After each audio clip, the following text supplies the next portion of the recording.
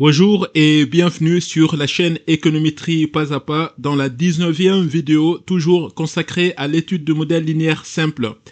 Nous sommes toujours dans les étapes de post-estimation et dans cette vidéo, je vais vous présenter un exemple d'application ou des exemples d'application justement sur les notions que nous avons vues dans la précédente vidéo ainsi que dans la vidéo d'avant, c'est-à-dire la vidéo 17. Donc, dans la vidéo 17, je vous ai présenté les équations de décomposition de la somme des carrés et de la décomposition des variances. Et c'était la vidéo 17. Dans la vidéo 18, je vous ai présenté la notion de R carré dans le but d'évaluer en fait la qualité de la qualité de la régression, pardon. Et déjà dans la vidéo 17, la décomposition de la somme des carrés ou la décomposition de la variance visait à montrer que la variance totale ou la variabilité totale du modèle peut être décomposée entre une variabilité expliquée et une variabilité résiduelle qui dépend des erreurs. Nous avons montré que le modèle serait justement de bonne qualité lorsque la part de cette variance expliquée par le modèle serait plus grande. Donc c'est pour ça que dans la vidéo 18, je vous ai présenté la notion de R carré qui est l'indicateur standard permettant de mesurer le pourcentage de la variabilité totale qu'on peut attribuer à la variable et X justement.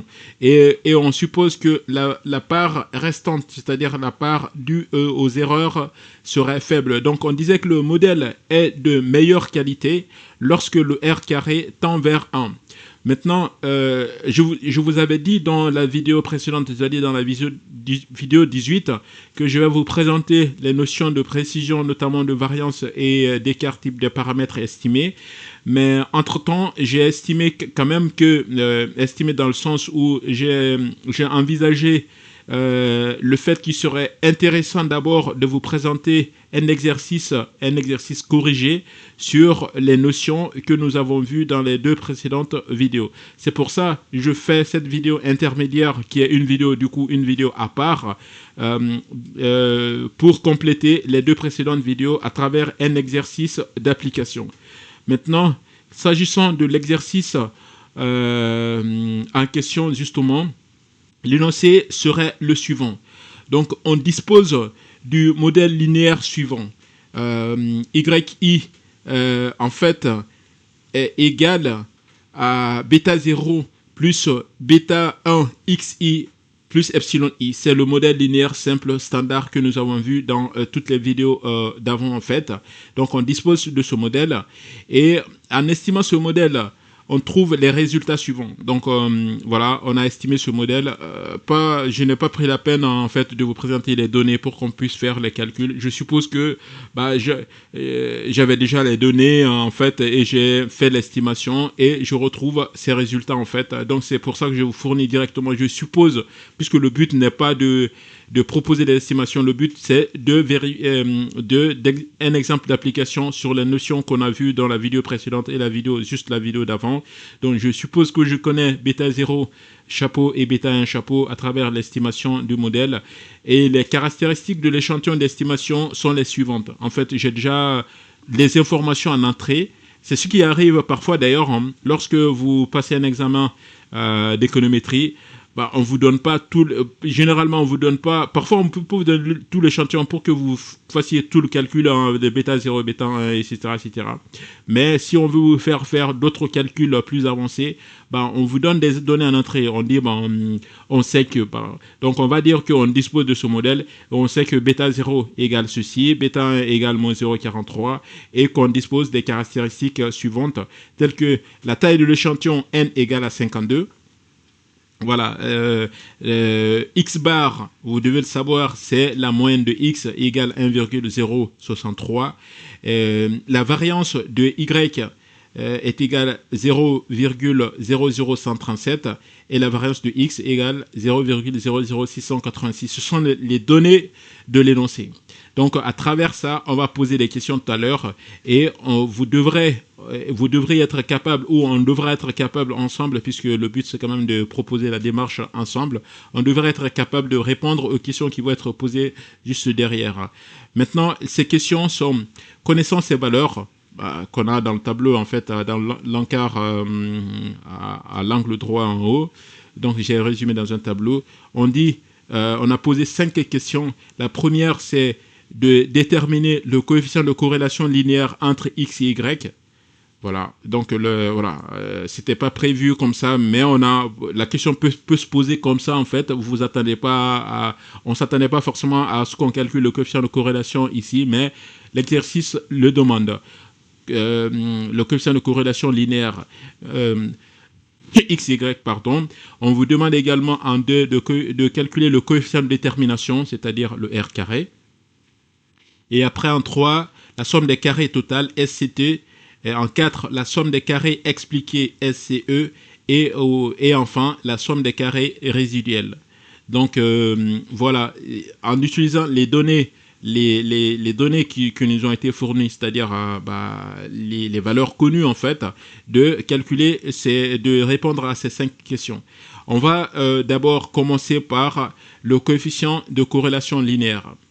Dans la vidéo précédente, je vous ai présenté en fait la notion de coefficient de corrélation. Je vous avais également présenté dans la vidéo 3 et 4 en fait plus amplement la notion de corrélation linéaire, mais on peut se permettre tout simplement de rappeler, mais il faut être très concentré ici, parce que vous pouvez poser en fait voilà, on dit il faut répondre à ces questions en fonction des éléments qu'on a. Donc qu'on a là dans le tableau. Ça veut dire qu'il faut, quand je parlais tout à l'heure de toile d'araignée, quand vous répondez à une question en économétrie, il faut avoir à l'esprit tous les éléments, toutes les connexions entre les différents concepts en fait. Donc, moi, je me suis dit, déjà, on a dit de calculer le coefficient de corrélation linéaire. Moi, je sais que je connais la formule de coefficient de corrélation linéaire. C'est ce qu'on va essayer de faire. Donc, le coefficient de corrélation linéaire, je pose que le coefficient de corrélation linéaire, c'est égal à ceci. Ça, puisque je le sais déjà, j'ai déjà révisé là-dessus et effectivement, j'ai déjà vu également la vidéo concernant cette notion. Moi, je pose cette formule-là comme ça, dans le but de calculer mon coefficient de corrélation comme ça m'a été demandé. Par contre, je regarde dans le tableau, est-ce que j'ai tous les éléments pour faire ce calcul? Ok, je regarde la covariance XY, je ne l'ai pas dans le tableau. Donc, un premier point de blocage. Ok, je le mets en point d'interrogation. Maintenant, la variance de X. Ça, j'ai la variance de X. Ok, ça, c'est un premier élément. J'ai la variance de Y. C'est un premier élément. Donc, je n'ai pas tout ce qu'il faut pour calculer le coefficient de corrélation linéaire. Donc, qu'est-ce que je fais dans cette démarche? Je pense en fait à d'autres formules en économétrie toutes les notions qu'on a déjà vues. Dans quelle notion ou dans quel concept la notion de covariance apparaît et qui a un lien avec les résultats qui sont dans le tableau. C'est là que vous devez en fait remuer un peu le méninge et trouver une parade pour pouvoir lever l'inconnu ici qui est la covariance. Moi, je vous aide dans un premier temps, puisqu'il s'agit quand même d'un cours, c'est pas un exercice dans un premier temps, c'est un exercice corrigé. Si c'est un exercice à rendre un exercice comme ça, vous allez avoir le temps de le chercher. C'est pour ça d'ailleurs, je profite en fait par rapport au livre que j'ai mis en ligne, bien entendu sur Amazon. Je passe par des exercices comme ça en trouvant, en mettant des blocages pour que vous ayez en fait, mais après c'est corrigé derrière, je donne les corrections, mais je présente plusieurs scénarios qui vous poussent en fait à aller chercher les informations plus loin que par l'application d'une simple formule où tous les éléments sont déjà connus, vous appliquez la formule et vous avez le résultat. Ce n'est pas comme ça en économétrie. Il y a souvent des valeurs manquantes que vous allez chercher en mettant en relation d'autres concepts que vous avez déjà vus. C'est le cas ici, le coefficient de corrélation linéaire. Maintenant, moi je sais que je n'ai pas la valeur de la covariance. Donc je me dis, par contre je peux avoir les éléments pour calculer la covariance avec les éléments qui sont dans ce tableau en encart rouge. Donc je réfléchis un peu. Je sais que je connais la formule de bêta 0. Donc ça me voilà, si vous ne connaissez pas comment calculer bêta 0 et bêta 1, là, je vous recommande la vidéo 15, en fait, dans laquelle je vous présente la méthode des moindres carrés ordinaires où je détaille toute la procédure pour calculer bêta 1. Et je sais que bêta 1 de mémoire, en fait, donc je disais que la covariance était inconnue. Je sais que bêta 1 de mémoire, c'est égal à la covariance de xy sur variance de x. Voilà. Ça, si vous avez regardé la vidéo 15 et que vous avez suivi tout depuis le début, vous connaissez cette expression, ça ne devrait plus vous poser problème. Et ce qui veut dire que j'ai la possibilité de calculer la covariance connaissant bêta 1 chapeau et connaissant la variance x. Donc je n'ai plus d'inconnu, parce que là, je peux calculer que la covariance xy égale bêta 1 fois variance de x. Donc là, mon problème est résolu. Et puisque, voilà, je reviens maintenant à l'expression du coefficient de corrélation linéaire, je remplace l'inconnu qui était covariance xy par bêta 1 fois la variance de x divisé par racine carrée de variance de x. Et voilà, et j'ai trouvé la solution.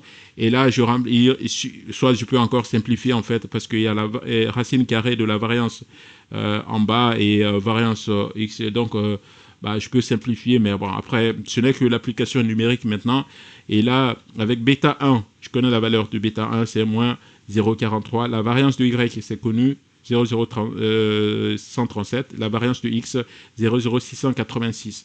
Je fais l'application numérique et je trouve que le coefficient de corrélation entre x et y dans ce modèle est égal à moins 0,9622. C'est terminé, j'ai répondu à la première question.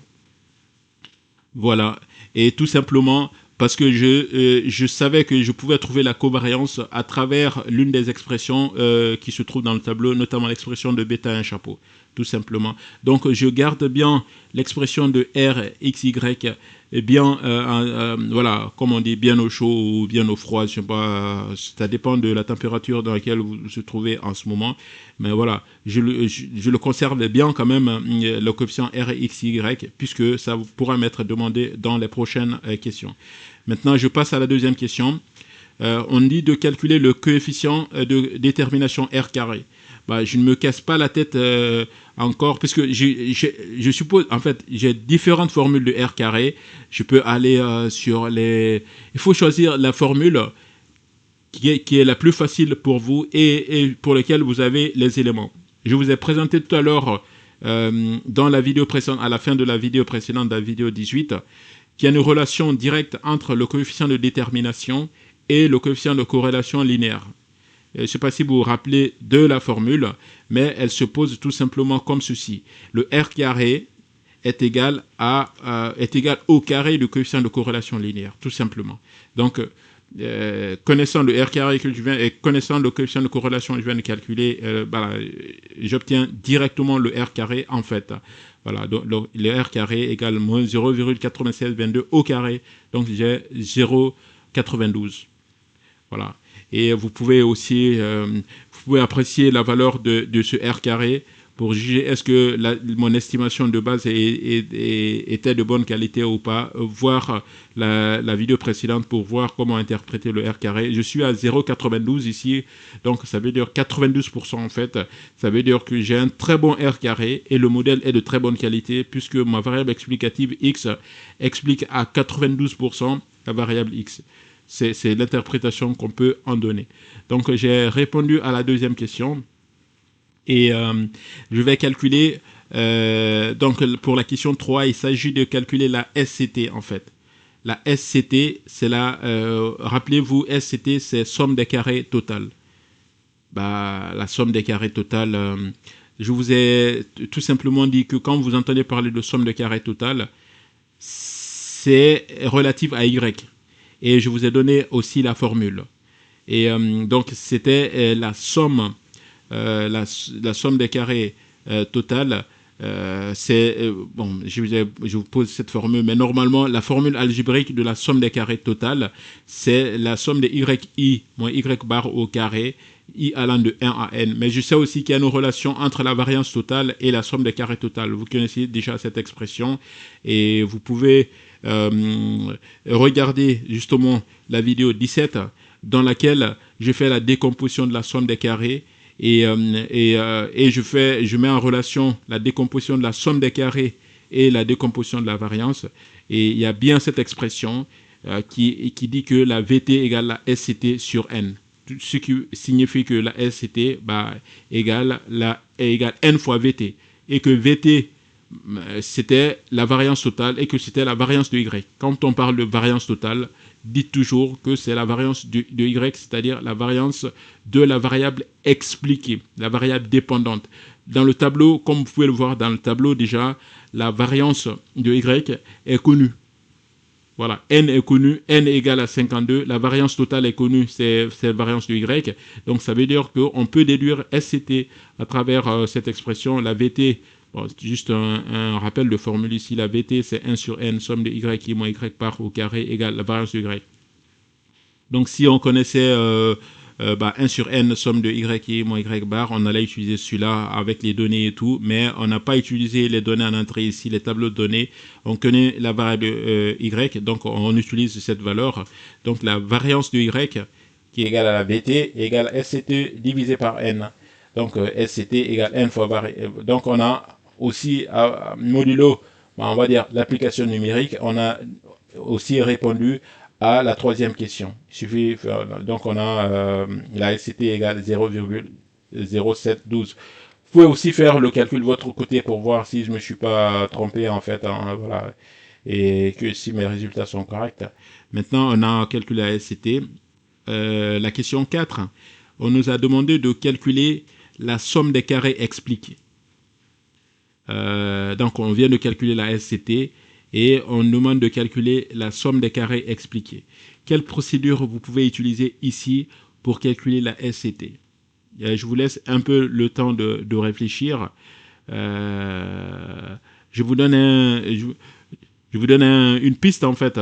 Vous connaissez déjà le R carré, vous connaissez déjà la SCT et vous savez qu'il y a une relation entre le R carré et la SCT et la SCE, je ne sais plus. Donc, à vous de réfléchir et de revoir bien les notes que vous avez prises.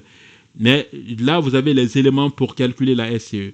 Donc, pour lever le suspense, on va continuer. Tout simplement, mais je vous montre la démarche, en fait, comment on répond aux questions en économétrie en faisant la connexion toujours avec les éléments possibles. Voilà. Et on sait que le R carré égale SCE sur SCT. Voilà, ça peut être la VE. On a déjà montré cette expression en fait, on a déjà même démontré en fait. Vous pouvez utiliser soit le R carré égale la VE sur VT ou la R carré égale SCE sur SCT. Ça revient à la même chose. C'est la part expliquée sur la part totale. Que ce soit la variance expliquée ou la somme des carrés expliquée, le rapport ne change pas. Donc le R carré, donc vous connaissez la SCT déjà, maintenant vous connaissez le R carré, il suffit de calculer la SCE voilà, à travers cette expression, la SCE égale SCT fois le R carré. Tout simplement, par application numérique, on trouve 0,06. Donc, c'est assez, voilà, c'est assez direct. Et on passe maintenant à la somme, au calcul de la somme des carrés résiduels. C'est encore plus facile. Pourquoi? Parce que je connais l'équation de décomposition de la somme des carrés.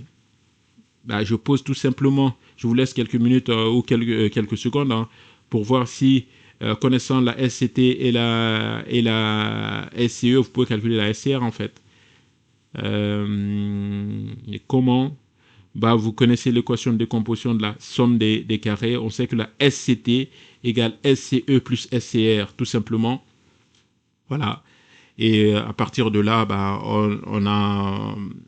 on tire SCR égale SCT moins SCE. On connaît la SCT, on connaît la SCE. On fait l'application numérique et on a la SCR. Donc, on a répondu à différentes questions nous seulement en faisant appel à des notions, en fait. On est passé de coefficient de corrélation linéaire qu'on ne pouvait pas calculer, mais on avait besoin de la covariance. On est allé chercher l'expression de bêta 1 chapeau et qui nous a permis de calculer le coefficient de corrélation linéaire. À partir du coefficient de corrélation linéaire, on a calculé le R carré, puisqu'on sait que le R carré égale le coefficient de corrélation linéaire au carré. À partir de là, on a calculé la SCT, justement, et on a calculé la SCE également, et ensuite on a dérivé la SCR. Donc tout est lié, toutes les notions sont liées comme ça, et voilà, ce qui facilite un peu la maîtrise de l'économétrie en passant par le chemin, en fait, surtout en fonction des données que vous avez à disposition, et le chemin qui vous paraît le plus facile. Donc du modèle initial yi0 égale bêta 0, bêta 1, xi, epsilon i, on retombe sur ce tableau qui est plus ou moins maintenant complété, on va dire, avec les éléments qu'on avait en entrée, plus les éléments qu'on a rajoutés, notamment le coefficient de corrélation, le R carré, la SCT, la SCE et la SCR. Voilà, on est arrivé à la fin de cet exemple d'application qui était voilà, un rappel avec comment on met en œuvre, comment on jongle un peu entre les notions pour pouvoir calculer voilà, des indicateurs économétriques qu'on a. Justement, comme promis dans la prochaine vidéo, je vais maintenant vous présenter effectivement tout ce qui est lié à l'écart type et la variance des paramètres bêta 0 et bêta 1. Jusque-là, on a utilisé bêta 0 et bêta 1, mais on n'a jamais parlé de sa variance. Mais un estimateur sans calcul de la variance n'est pas vraiment un estimateur. On ne peut pas juger de la fiabilité de cet estimateur. C'est pour ça que on va faire une vidéo dédiée pour voir comment on calcule la variance et l'écart type de bêta 0 et de bêta 1. Donc cette fois, je vous donne un rendez-vous pour véritablement cette vidéo du coup. Merci, à bientôt.